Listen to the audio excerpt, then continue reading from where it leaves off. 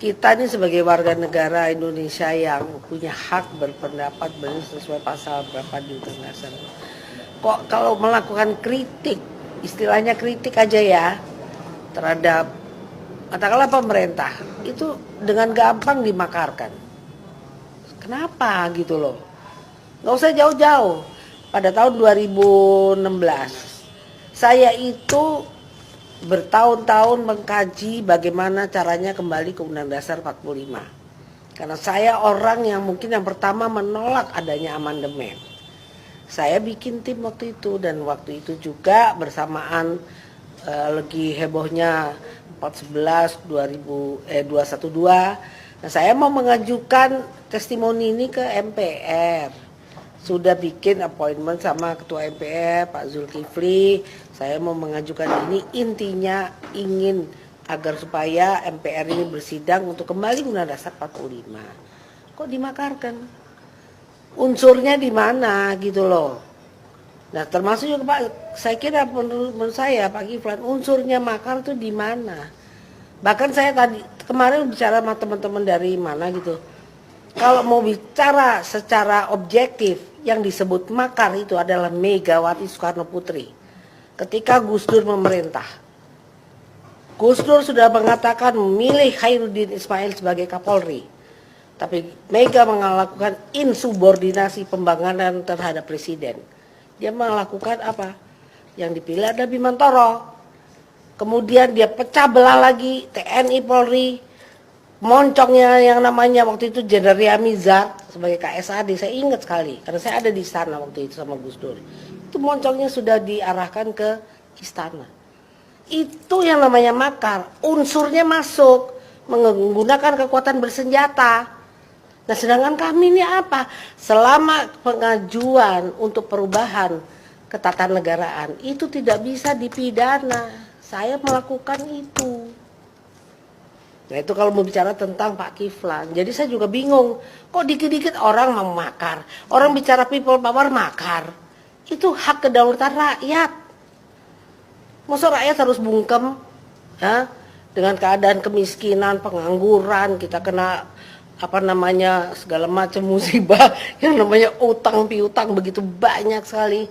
Kok nggak boleh melakukan semacam ya, kalau orang jalanan tuh curhat lah.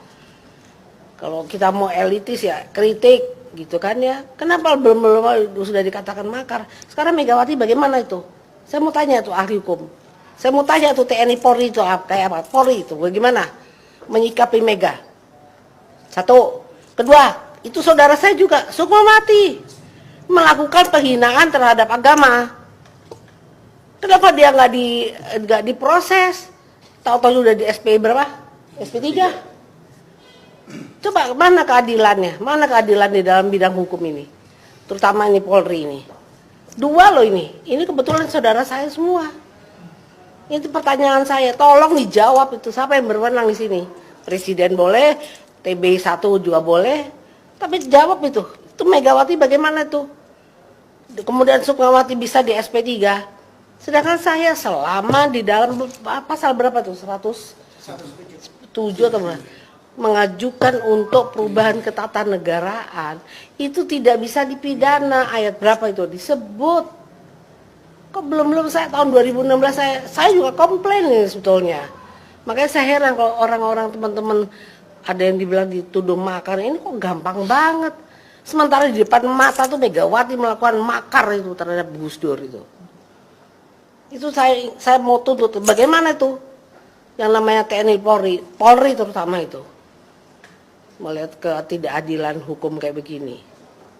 Ya udah, terima kasih aja Mbak. Maaf ini puasa. Artinya Bu Megawati kan Ibu sempat menyebutkan sebagai sumber kekacauan. Betul, emang dia.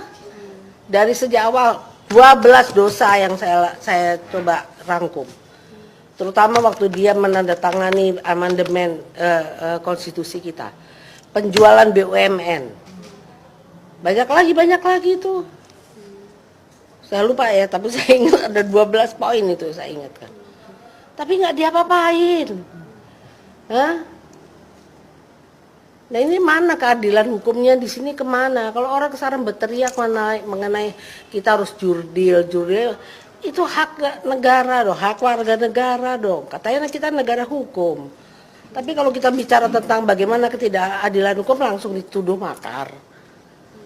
Itu kan sangat apa ya? Ini saya nggak ngerti nih. Penguasa sekarang ini maunya apa ini kayak begini? Mau tidak kehilangan kekuasaan? Kekuasaan betul, tapi harus bicara tentang keadilan yang artinya yang jurdil, kejujuran dan keadilan, tidak berbuat dengan kecurangan. Ini mengajarkan kepada rakyat kita untuk tidak berbuat adil di sini. Akhirnya apa? Itu jargonnya komunisme tuh, Klassenstreit, vertikal. Ayo, yang namanya kelas bawah melakukan perlawanan terhadap kelas atas. Itu membuka peluang dari jargon-jargon komunisme itu. Kalau cara begini, ketidakadilan, kemiskinan itu membuka peluang ideologi komunisme masuk di negara kita, bukan urusan khilafah di sini. Khilafah udah selesai. Yang namanya pimpinan orang-orang yang katanya dulu mengadopsi atau merangkul pemikiran khilafah itu sekarang sudah ada di tempatnya Jokowi kok, di tempatnya Presiden Jokowi kok. Orangnya ada di situ kok. Kenapa harus tanya sama saya? Mbak-mbak juga bisa jawab itu. Ya, bisa dicek sendiri. Tapi itulah, ini peluang masuknya ideologi lain. Jadi jangan bicara Megawati tentang Pancasila. Ketidakadilan, kemiskinan, pengangguran dan lagi sebagainya. Dan ini adalah buah daripada amandemen menjadi demokrasi kita liberal kapitalistik nih. Ini nggak sesuai dengan ajarannya Bung Karno. Bahwa dia sadar gitu, makanya saya bilang itu biang kerusuhannya itu Mega. Dan ini membuka peluang komunisme tumbuh subur. Ketidakadilan, kemiskinan itu ladang subur.